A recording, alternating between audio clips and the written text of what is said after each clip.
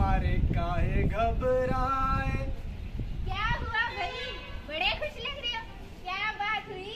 तुम्हें पता है आज मेरा एसएससी का एग्जाम था, बेहद अच्छा हुआ और मुझे पूरी उम्मीद है मैं इस बार पक्का पास हो जाऊंगा। ये मेरा लास्ट टाइम था।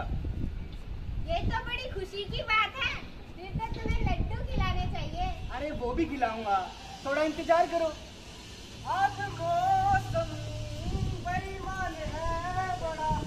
वाह, देख रही हो ये लहराते हुए फसलें कितने सुनहरे हैं ना। अब की बार मौसम ने भी अपना पूरा साथ दिया है। सच कहूं इन्हें देखकर ऐसा लगता है जैसे मैं बुढ़ापे में भी जवान हो रहा हूँ। अब बस एक ही सपना है, ये फसल कट जाने के बाद हम अपनी बिटिया की शादी बहुत धूमधाम से करेंगे। जी सब अच्छा होगा, अब आप पहले खाना खा लीजिए। जी अजी सुनते हो? तुम्हारी तो सुनता है, बोलते देती भी कहाँ हो। तुम्हें एक बात बतानी है। बताए बिना तस्वीर भी कहाँ पड़ेगी, तुम बताओ। तुम बाप बनने वाले हो। बता, मैं बाप बनने वाला हूँ। हाँ। अरे वाह, सच्ची मैं बाप बनने वाला हूँ। हाँ। शुक्रिया भगवान तेरा, शुक्रिया, शुक्रिया, शुक्रिया। जिस मंजिल को पाने के लिए मैं दूर गांव से शहर आया था, वो मंजिल अब बेहद करीब आ चुकी है। ये लहराती हुई फसलें जिन्हें देखकर मैं बहुत खुश होता था, क्योंकि इन पर टिका हुआ था मेरी बेटी की शादी का सपना। आज के ताने सुनने का सफर अब खत्म होने वाला था इस नन्हे मेहमान के साथ। तो देखा आपने, हम सबके सपने पूरे होने वाले थे, लेकिन जब जब उम्मीद का सूरज चमकने लगता है, वक्त भी अपनी करवटें बदलने लगता है। बहुत तेज गति से भाग रहा था, सबकी उम्मीदों को भाप रहा था। दुख के बादल जो छटने वाले थे कि हमारे भी दिन बदलने वाले थे, मगर आसमान में ये आज कैसा साया है। जरूर कोई बुरा संदेशा लाया है।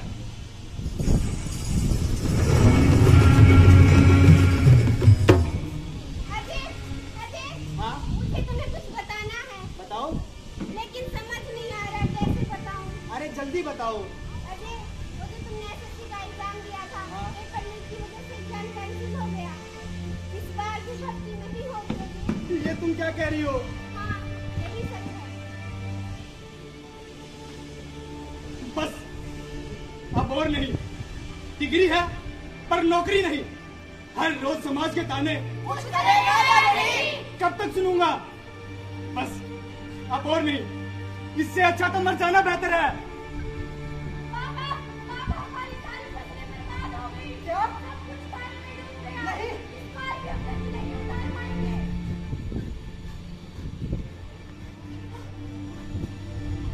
हे भगवान, तूने ये क्या किया?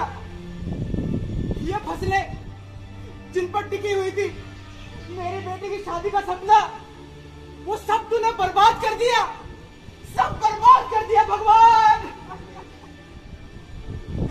अब मेरी कर्जदारों को क्या मुंह दिखाऊंगा भगवान? मेरे पैसे कब देना? मेरे पैसे कब देना? अरे नहीं चुका पाऊंगा मैं कर्ज, इससे अच्छा तो मर जाना ही बेहतर है। Hello, hello. अभी मुझे तुम्हें कुछ बताना है। हाँ हाँ बताओ। तुम्हारी पत्नी का एक्सीडेंट हो गया। क्या? तुम्हारी पत्नी और बेटा दोनों ही निकल गए। कब? कहाँ? कैसे? Hello hello.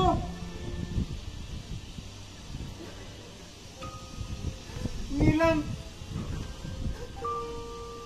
तुम मुझे छोड़ के क्यों चली गई नीलम?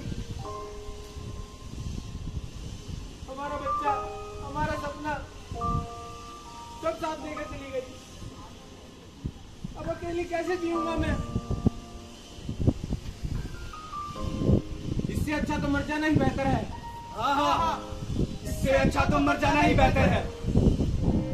अब इस दर्द का सिर्फ एक ही इलाज है, आत्महत्या।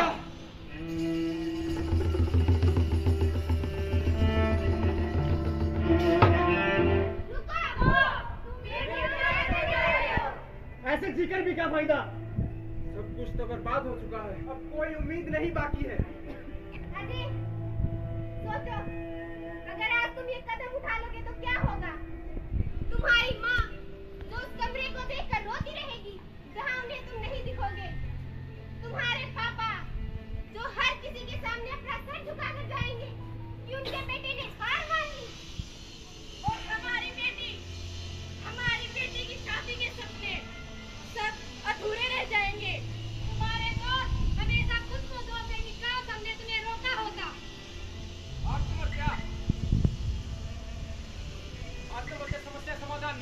बल्कि ये तो समस्या को और बड़ा बना देती है। तुम्हारे बाद तुम्हारा परिवार, तुम्हारे अपने सब इस दर्द में डूब जाएंगे, जिससे निकलना बेहद मुश्किल हो जाएगा। सच्चाई तो ये है कि आत्महत्या से तुम हारते हो, लेकिन जीकर लड़ने से जीतने का मौका हमेशा बना रहता है। तो मुझे क्या करना चाहिए? मैं बहुत कमजोर महसूस कर रहा हूँ। कमजोर इंसान तब होता है जब वह किसी से बात नहीं करता, मदद नहीं मांगता। अब तुम्हें अपनी सोच बदलनी होगी। हर समस्या का हल है, बस एक नया रास्ता ढूंढने की जरूरत है। छोटे छोटे कदम उठाओ, किसी से बात करो, सलाह लो, नौकरी के नए रास्ते ढूंढो। और हाँ, सबसे जरूरी, अपने परिवार और अपने दोस्तों से दूरी मत बनाओ। असफलता जीवन का अंत नहीं है, बल्कि ये तो एक नई शुरुआत का सुनहरा मौका है।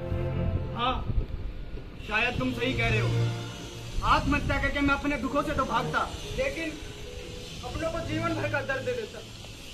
अब मैं जीकर लड़ूंगा, कोशिश करूंगा, क्योंकि यही असली हिम्मत है। हाँ, हमें अब अपना फैसला बदलना चाहिए। हाँ हाँ। दोस्तों, ये सिर्फ इनकी कहानी नहीं, हमारे समाज की हकीकत है। याद रखो, आत्महत्या कभी समाधान नहीं, संवाद, सहयोग और संघर्ष ही असली समाधान है। भारत में सबसे ज्यादा आत्महत्या करने वाले युवा, बच्चे और किसान हैं। वजह है पढ़ाई का दबाव, परीक्षा में असफलता, नौकरी और करियर की चिंता। इसके अलावा किसान और मजदूर बड़ी जनसंख्या में आत्महत्या कर रहे हैं। कारण है आर्थिक तंगी और कर्जा। लेकिन असली सच तो यह है कि आत्महत्या समस्या का समाधान नहीं है। यह सिर्फ एक इंसान को नहीं मारता, बल्कि उसके पूरे परिवार की जिंदगी को अंधेरे की तरफ ढकेल देता है। तो अब हमें क्या करना चाहिए? सबसे पहले हमें सुनना सीखना होगा। अगर कोई परेशान है, चुप है, अकेला है, तो उससे पास जाकर पूछो, क्या तुम ठीक हो? उसे जज मत करो और उसका मजाक मत बनाओ, बल्कि उसका साथ दो। काउंसलिंग, हेल्पलाइन नंबर, डॉक्टर, ये सब मदद के साधन हैं। इनका सहारा लेने में शर्म न करें। और अगर आप कभी खुद को अंधेरे में पाते हो तो मदद मांगिए, क्योंकि मदद